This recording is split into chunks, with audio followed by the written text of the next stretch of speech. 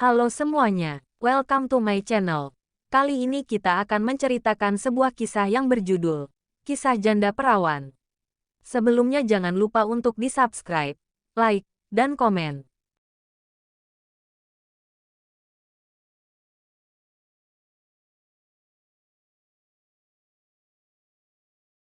Episode 49. Kecewa bagian dari mencintai. Sebuah surat tangan yang tampak tidak terlalu bagus juga tidak terlalu jelek.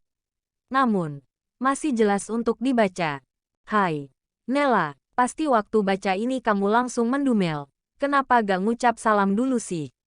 Hahaha. Oke sorry. Aku ulangi ya. Assalamualaikum Nela. Aku takut kena diabetes lihat kamu lagi senyum begitu. Kenapa sih gak bisa dikurangi ya kadar kemanisan di wajah kamu itu? Pasti sekarang kamu lagi bilang aku gombal. Atau norak karena rayuan aku yang selalu kamu bilang klasik dan jadul. Tapi, aku memang bukan lelaki yang pandai merangkai kata-kata sehingga membuat sang pembaca menjadi terbang dan terbuai. Aku hanya mencoba mengungkapkan apa yang ada dalam hatiku aja. Meski dengan cara yang sederhana sekalipun. Aku paham kamu pasti tertawa karena caraku yang selalu mengirim surat. Old school banget kan? Tapi percaya, ini seru. Aku cuma mencoba selama 4 tahun ini tidak menggunakan ponsel di lapas. Walaupun sebenarnya banyak celah untuk melakukannya. Sayangnya aku gak mau. Aku mencalenge diri sendiri untuk hidup sangat sederhana tanpa gadget. Hanya nonton kamu lewat TV. Dengar suara kamu di radio punya Pak Rusdi. Trust me. This is already enough for me. Nela, I'm so happy to see you happy like this. You deserve it. Never give up. Apa yang terjadi dalam hidup kita membuatku banyak menyadari berbagai hal.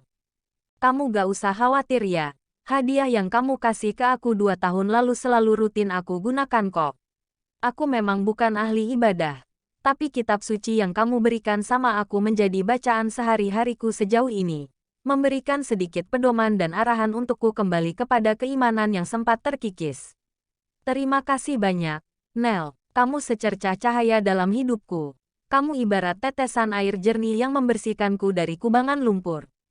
Kadang aku teringat, kenapa dulu Randy ingin mempertemukan kita.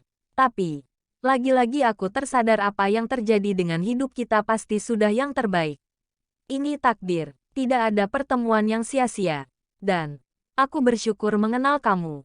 Oh ya, aku selalu ingat setiap kalimat terakhir yang kamu ucapkan sebelum beranjak pergi dari tempat ini.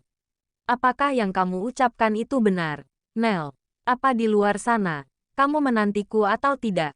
Ah, apa pentingnya aku buat kamu? Benar gak? Jangan dijawab. Aku belum sanggup mendengarnya. Oh, come on. Sejujurnya aku tersiksa sama perasaan ini. Aku gak tahu perasaan macam apa ini. But, every day now, there is only you. Aku gak paham, tapi aku jelas merasakan itu. Kalau bisa aku sandingkan, kamu ibarat syair yang merdu. Sama persis dengan suara emasmu. Simfoni alunan yang terdengar begitu damai. Meneduhkan relung yang gersang. Membawa hati ke samudera yang terbentang luas sejauh mata memandang. Seperti deburan ombak yang menemani kita di tengah malam pekat kala itu. Seperti hembusan angin yang menyapu lembut wajah indahmu malam itu. Satu kalimat yang mungkin dapat aku utarakan. This is my symphony of hearts. This is love. You're the sweet melody in my life. Mata gadis itu berkaca-kaca. Surat yang ia temukan ini pasti belum sampai pada tujuannya. Dapat ia sadari. Surat itu sangatlah indah dan lucu menurutnya. Tapi makna dan tujuan surat ini tak lain adalah sebagai sebuah ungkapan terdalam dari hati seorang pria yang begitu tulus. Seorang pria yang saat ini pun telah menyentuh hatinya meski tanpa adanya pertemuan. Namun, setelah membaca tulisan di lembaran itu, ia seperti tertampar oleh kenyataan. Faktanya pria itu telah melabuhkan hatinya pada wanita lain. Siva menyeka air mata saat mendengar suara pintu terbuka. Ia langsung gugup dan salah tingkah dengan sebelah tangan ia sembunyikan di belakang tubuh. Kamu teh ibu cariin kemana-mana. Kenapa ada di sini, Neng? Ratna melangkah cepat menghampiri putrinya yang sedang mematung. Bu. Saya tadi lagi. Beres-beres aja soalnya. Ratna memicingkan mata menatap lekat gadis itu. Peluhnya mulai terlihat di dahi. Tangannya bergetar di belakang tubuh. Ratna menghela napas dan meraih pelan namun pasti sesuatu yang disembunyikan di belakang sana. Bahu Ratna terkulai dan mendengus pelan saat sudah bisa menebak mengapa putrinya bisa ada di kamar seorang pria. Terlebih saat menilik ke arah sebuah laci yang terbuka dan terdapat beberapa lembar foto sepasang kekasih. Kenapa gak cerita sama ibu, Shiv? Ratna bertanya lembut. Shiva menelan ludah dan menjawab, nggak ada yang harus aku ceritakan sama ibu. Ini cuma perasaan yang tak bertuan, Bu. Ratna tersenyum manis dan mengajak putrinya untuk duduk di tepi tempat tidur, lalu memulai sebuah perbincangan yang dalam. Anak ibu teh lagi jatuh cinta, ucap Ratna membuat alis rapi putrinya saling bertaut. Jatuh cinta memang indah ya, nak. Tapi, meskipun menyenangkan, kamu harus tetap tahu sebuah konsekuensi dalam mencintai, yaitu tersambit rasa kecewa. Itu adalah paket komplit dari mencintai. Kenapa harus ada rasa kecewa, Bu? Tanya Shiva lirih. Gadis yang baru berusia 18 tahun itu pun memang tidak memiliki pengalaman banyak soal cinta dan mencintai. Selama ini ia hanya fokus sekolah dan jarang bergaul pula dengan lawan jenis. Bahkan, tampaknya ia belum pernah mengenal yang namanya berpacaran. Mungkin untuk pertama kalinya ia jatuh cinta. Dan itu ia rasakan pada seorang pria yang bahkan belum pernah ia temui. Hanya dari untayan cerita rasa itu perlahan tumbuh. Karena mencintai itu melibatkan emosi dan harapan yang tinggi pada seseorang yang kita inginkan. Berharap orang itu akan memiliki hati yang sama dengan kita. Padahal nyatanya terkadang tak semudah itu. Pun jika nyatanya saling mencintai, tidak serta-merta jalannya akan mudah. Selalu ada badai ujian yang menerpa. Sebuah ujian yang akan menentukan apakah kita sanggup melaluinya bersama pasangan atau justru memilih mundur. Kecewa adalah bagian alami dari sebuah hubungan, nak. Ratna mengusap lembut bahu putrinya yang tampak termenung dengan mata berembun. Seperti yang dialami oleh Tuan Raska dan Kak Nelakan, Bu. Ujar Shiva dengan senyuman tipis namun tatapan matanya kosong. Ratna tersenyum hangat dan menggenggam jemari putrinya yang terasa dingin dan gemetar. Surat itu sengaja ibu ambil dari tempat sampah di ruangan lapas. Ibu tahu, Nak Raska saat itu tengah kecewa karena melihat Nela nyatanya sedang dekat dengan seorang pria. Dia hilang percaya diri dan mengurungkan memberikan surat ini. Tapi ibu yakin, suatu hari surat itu harus sampai ke tujuannya. Pasti di dalamnya ada suatu hal besar yang tak sanggup diucapkan oleh bibir. Dan hanya tangan yang sanggup menuliskan kata-katanya. Shiva, ibu mengajarkan sedikit tentang keikhlasan dan pengorbanan. Cinta yang kamu rasakan memang tulus, nak. Ibu bangga. Karena kamu mencintai bukan karena fisik, tapi hati. Jarang sekali ada orang yang tulus mencintai karena hati. Dan kamu hebat karena telah melakukannya. Shiva pun terisak dan langsung berhambur ke dalam dekapan sang ibu. Meskipun tengah patah hati. Tapi wejangan yang diberikan oleh Ratna seperti sebuah obat yang langsung menyerap dan menutup luka yang menganga. Raska diantar ke sebuah ruangan untuk kembali bertemu dengan Ratna. Kali ini ia tersekat saat melihat wanita parubaya itu datang bersama seorang gadis cantik dan berhijab. Senyumnya begitu manis, mengingatkan ia pada seseorang yang mulai bersemayam dalam hatinya. Nak Raska, ini anak saya. Namanya Shiva. Ratna dan Shiva saat ini sudah duduk bersebelahan dan berseberangan dengan Raska. Ia pun memperkenalkan keduanya. Assalamualaikum, Tuan. Saya Shiva. Ucap gadis itu dengan senyuman tipis dan pandangan yang menunduk. Degup jantungnya berdebar-debar saat pertama kalinya ia bertemu dengan seseorang yang pernah ia kagumi. Raska tersenyum lebar dan menjawab, Waalaikumsalam. Saya udah banyak dengar cerita tentang kamu, Nela. Raska menatap wajah gadis itu nyaris tak berkedip. Senyuman yang manis dan binar matanya yang cerah serta suara lembutnya mengingatkan ia pada seseorang. Membuatnya tak sadar kalau ia salah berucap. Ratna dan Shiva saling menoleh cepat dengan ekspresi terkejut. Anu, saya Shiva, Tuan. Bukan Nela. Gadis itu kali ini berani mengangkat wajah dan menatap lamat pria di hadapannya. Ia semakin tersadar bahwa pria itu tampaknya begitu sangat gelisah belakangan ini karena seorang perempuan. Segitu besarkah perasaannya, sampai-sampai benaknya mungkin tidak berhenti memikirkan perempuan bernama Nela itu. Shiva hanya bisa membatin. Raska tercekat dan menyadari dirinya salah menyebut nama. Astagfirullah, maaf. Maaf banget Siva, saya. Iya, gak apa-apa, Tuan. Saya bisa mengerti kok. Selah Siva saat Raska tak tahu akan berkata apa. Raska menarik napas dalam dan mulai fokus. Siva, ibu kamu udah banyak cerita soal kamu sama saya. Dan, katanya kamu juga dapat beasiswa di IPB. Terus gimana sama urusan di sana? Siva berdeham kecil dan menjawab. Alhamdulillah lancar, Tuan. Minggu depan, saya sudah mulai masuk kuliah. Syukurlah. Oh ya, jangan panggil saya Tuan ya, Chef. Panggil nama aja. Itu lebih nyaman untuk saya. Raska tersenyum hangat. Siva menelan ludah dan menarik napas dalam. Mencoba untuk menormalkan hati agar tak lagi memberikan celah untuk pria itu menelusup dalam hatinya. Baik, Puan. Kak Raska. Saya panggil kakak aja. Itu lebih nyaman juga buat saya, kata Siva dengan ekspresi gugup. Mereka kemudian berbincang santai sembari menikmati makan siang yang dimasak langsung oleh Siva. Gadis yang beranjak dewasa itu memang pandai banyak hal termasuk memasak. Raska pun tak bisa mengelak bahwa masakan gadis itu sangatlah lezat. Siva pun terus berusaha untuk mendatarkan perasaannya saat ini. Ia tak mau kesempatan bertemu dengan Raska menjadikan hatinya gelisah kembali setelah kenyataan apa yang ia ketahui. Saat ini baginya melihat pria itu baik-baik saja rasanya sudah cukup.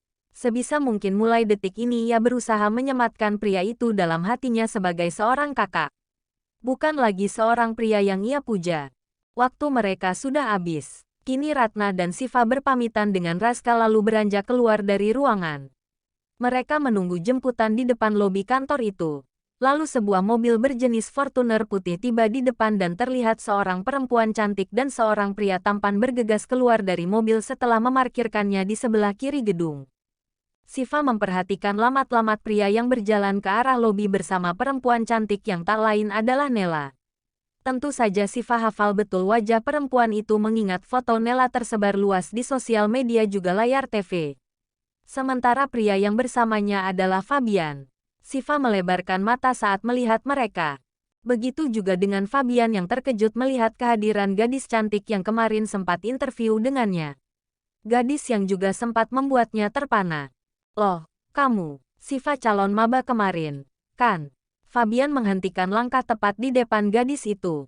Senyumnya mengembang saat melihat gadis itu ada di hadapannya. Iya, Pak, saya Siva, katanya sambil menunduk sopan.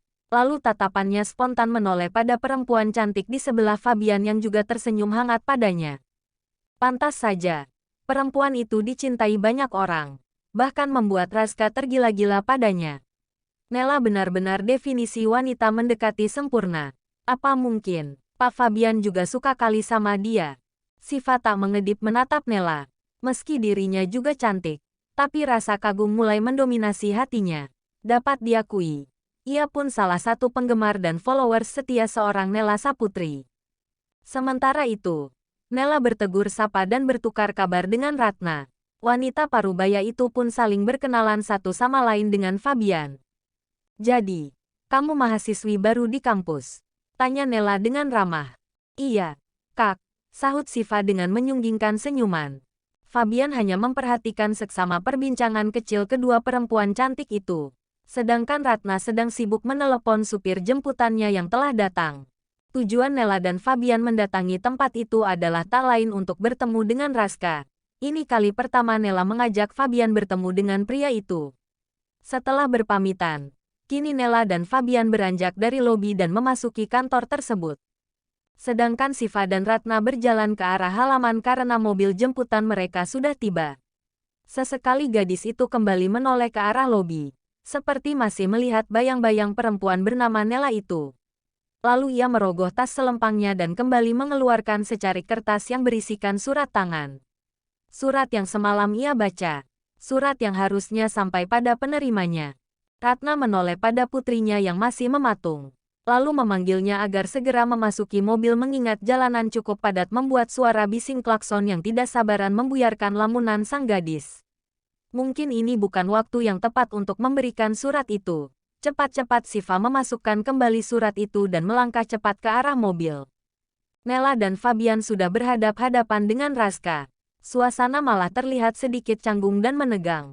Mungkin karena kedua pria itu baru saling bertemu tapi di belakang. Mereka sudah saling tahu kalau keduanya menyukai perempuan yang sama. Nella berdeham kecil dan menatap bergantian antara Fabian dan Raska. Kalian, udah saling kenal belum?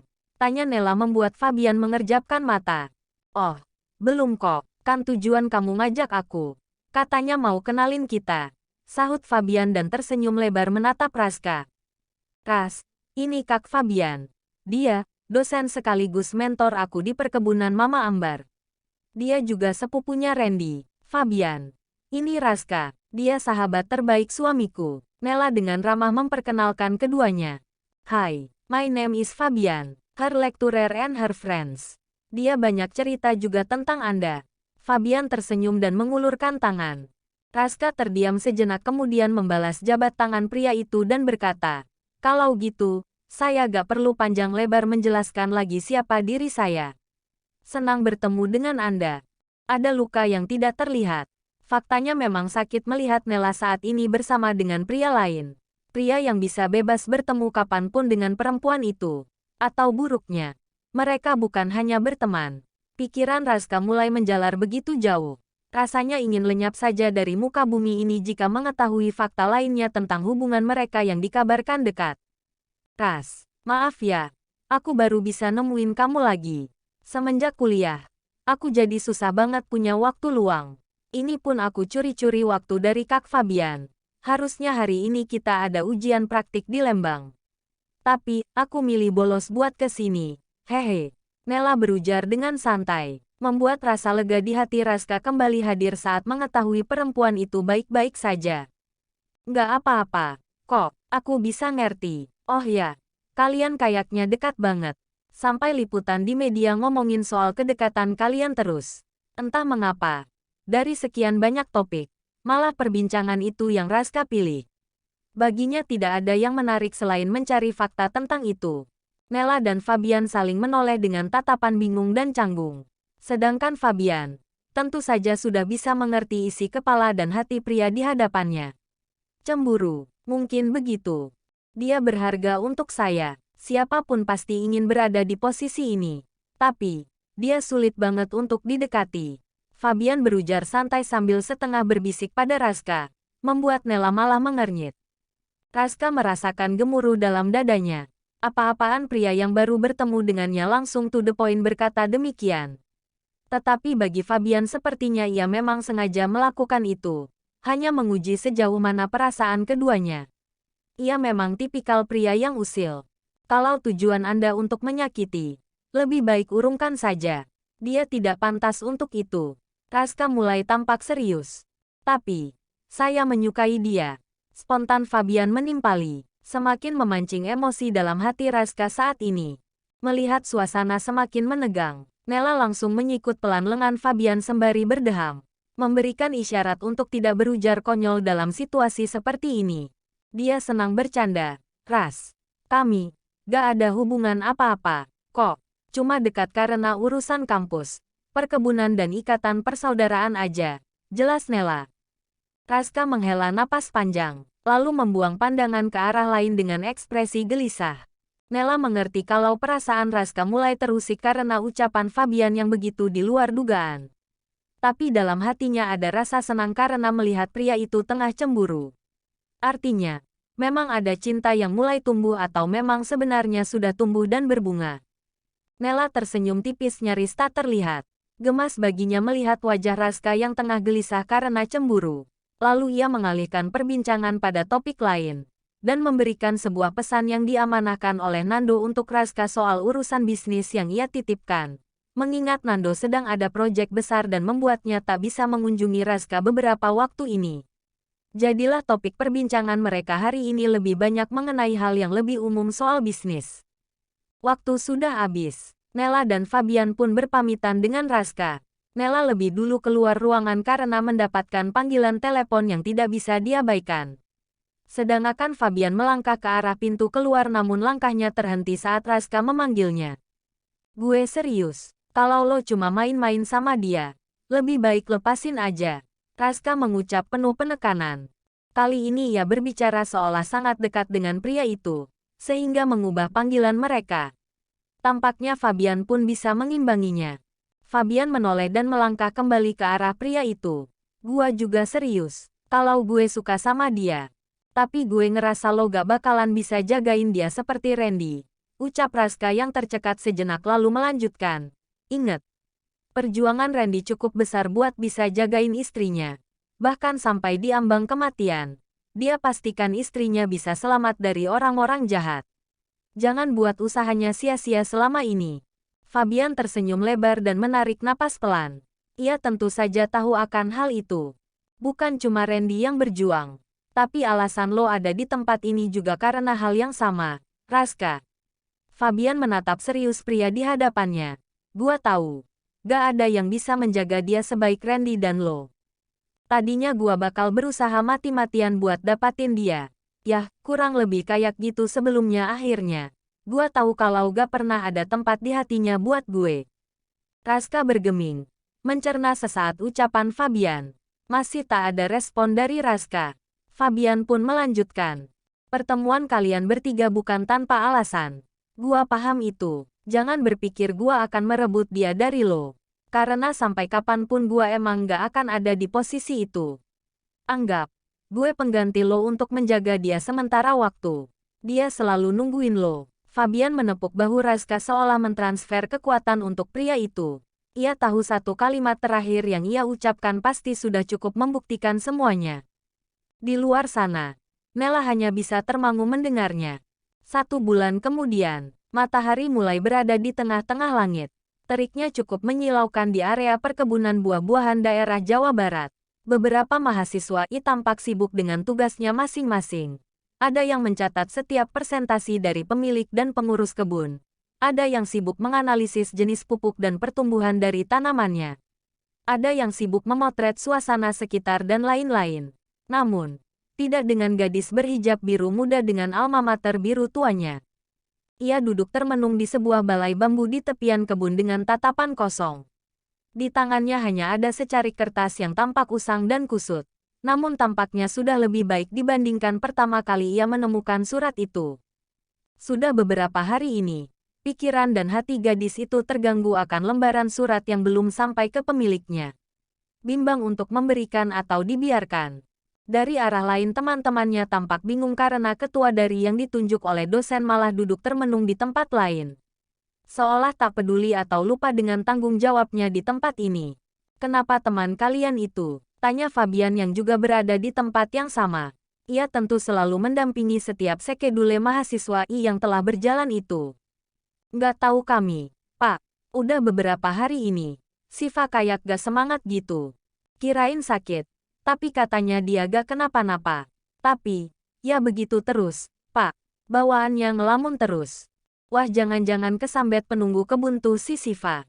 Fabian hanya mendengar setiap keluhan teman-teman Siva. Namun, tatapannya tak henti memperhatikan gadis itu. Bukan sakit, bukan juga kerasukan. Lebih tepatnya gadis itu seperti tengah galau dan patah hati. Fabian tersenyum jahil. Melihat pemandangan itu rasanya sayang sekali jika ia lewatkan begitu saja. Hormon keusilannya kembali meningkat. Ya udah. Kalian lanjutkan saja tugas-tugas ini. Biar Siva saya aja yang urus. Kata Fabian kemudian bergegas menghampiri gadis yang masih termenung itu. Fabian tak langsung menegurnya. Ia menyelinap perlahan ke arah belakang dan berniat mengejutkannya. Tetapi saat ia akan melompat dan mengejutkan gadis itu, secarik kertas di tangannya membuat Fabian mengurungkan niat dan lebih tertarik akan isi kertas itu. Perlahan ia menyipitkan mata dan mencondongkan tubuhnya agar memudahkan ia untuk bisa mencuri-curi baca isi surat itu. Pikirnya mungkin saja itu surat terakhir dari kekasih gadis itu yang memutuskannya secara sepihak. Dan hal itulah yang membuat Siva galau belakangan ini. Kayak zaman 70-an aja main surat-suratan. Ada HP, ada email, sosmed. Kenapa juga capek-capek nulis? Matanya semakin menyipit dan senyum jahil di wajahnya kian memudar saat membaca baris pertama isi surat itu. Ada nama Nella di sana. Lalu di baris berikutnya ada kalimat yang mengungkapkan kekaguman dari seorang pria pada perempuan itu. Tidak salah lagi, surat itu bukan milik gadis berhijab biru muda itu. Tapi, kenapa bisa surat itu ada padanya? Bukan pada pemiliknya. Fabian tak henti-hentinya bertanya dan menebak sendiri. Sampai suara bising dari ranting kayu yang patah beserta suara benda berat yang terjatuh pun membuat gadis itu terkesiap dan menoleh ke belakang. Astagfirullah, Pak Fabian. Ngapain di situ? Pekik Siva dengan ekspresi terkejut saat melihat dosen tampan itu tersungkur di atas tanah. Hilang sudah image yang pria itu jaga sekian lama. Bahkan, kejadian itu pun disaksikan jelas oleh penjaga kebun serta mahasiswa bimbingannya. Tak usah ditanya. Mereka semua pasti tertawa dengan membuang pandangan mereka ke arah lain. Namun, Fabian tidak bodoh dan masih melihat bahwa ia sedang ditertawakan akibat tingkah konyolnya. Niat hati ingin mengerjai. Malah apes sendiri. Pak, nggak apa-apa. Kan, Siva tampak panik saat melihat pria itu kesusahan untuk berdiri. Nggak apa-apa. Paling lecet nih pantat. Keluh Fabian. Sakit gak seberapa, tapi malunya. Kemudian Siva berinisiatif untuk membantu pria itu untuk berdiri. Ia mengulurkan tangan dan dengan cepat Fabian meraihnya. Lembut dan hangat. Kesan pertama saat mereka untuk pertama kalinya saling bersentuhan. Lain kali hati-hati, Pak. Jadi rusak nih fasilitas perkebunan orang. Pasti kalau udah begini. Mahasiswa yang suruh ganti rugi. Bibir tipis gadis itu terus menggerutu saat melihat balai bambu di tepi kebun itu sebagian telah rusak karena ulah dosennya. Fabian terkekeh mendengarnya. Entah mengapa celotehan gadis itu membuatnya gemas sendiri. Tenang, kan saya yang rusakin. Masa kalian yang harus ganti sih? Saya yang urus nanti. Fabian kemudian duduk di saung bambu bersama dengan gadis itu. Lagian gimana ceritanya sih? Kok bapak bisa sampai jatuh begitu? Tanya Siva yang terheran. Kemudian melanjutkan dengan tatapan menyelidik. Jangan-jangan bapak mau kurang ajar ya sama saya? Nggak gitu. Kok, emangnya saya cowok apaan? Tadi saya emang mau ke sini. Mau istirahat juga. Balas Fabian. Kalau mau istirahat kenapa pakai manjat ke pembatas segala? Kan bisa lewat depan nih. Terus duduk di sini. Timpal Siva. Membuat Fabian salah tingkah sendiri. Mau tidak mau ia yang harus jujur dan menanggung malu untuk yang pertama kali akibat keusilannya. Saya itu mau samperin kamu. Niatnya mau ngagetin kamu gitulah dari belakang. Udah apes duluan saya. Fabian mendengus kesal sembari meneguk air mineral.